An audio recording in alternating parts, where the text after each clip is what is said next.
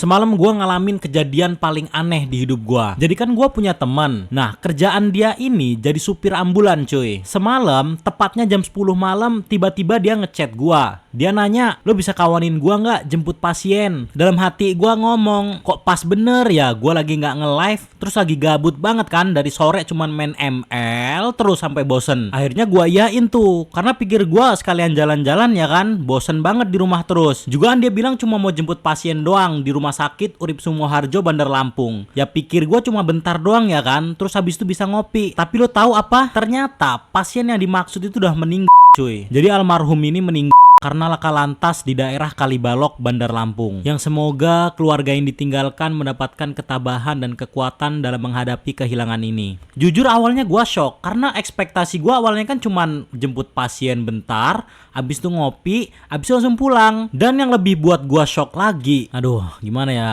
sebenarnya gua nggak pengen sih ngomongin ini, cuman harus gua ceritain. Jadi jenazahnya ini ngalamin pendarahan yang parah banget, sampai darahnya itu keluar-keluar mobil gitu, cuy. Bahkan sepanjang perjalanan tuh gua nyium bau darah. Tapi kawan gua dengan entengnya malah bilang, "Alah, biasa itu Mas Ses. Gua mau udah sering nganterin pasien kayak gini." Dalam hati gua, ya kan yang sering elu. Lah gua player baru anjir, lihat beginian lemes kaki gua. Dan singkat cerita, setelah 3 jam perjalanan, akhirnya kita nyampe ke daerah Wonosobo. Selama itu juga gue masih lihat lewat spion kalau darah itu masih ngalir dari dalam mobil. Saat perjalanan ke rumah duka, awalnya gue biasa aja karena rumah-rumah masih rame gitu kan pinggir jalan. Tapi semakin masuk, rumah-rumah semakin sepi, terus ngelewatin pinggir jurang yang sepi banget. Mana jalannya tuh batu yang agak gede-gede gitu, cuy. Jadi susah banget mobil mau lewat. Gue sebenarnya agak parno, tapi ternyata nggak ada kejadian aneh apapun di situ. Sampai akhirnya kita nyampe ke depan gerbang desa yang kita tuju. Yang ternyata desanya itu masih kayak 2 kiloan gitu, cuy, dari gerbang tadi. Akhirnya kawan gue ini nyuruh gue buat nyalain sirine karena bentar lagi kita udah nyampe ke rumah duka. Dan disitulah keanehan itu mulai terjadi, cuy.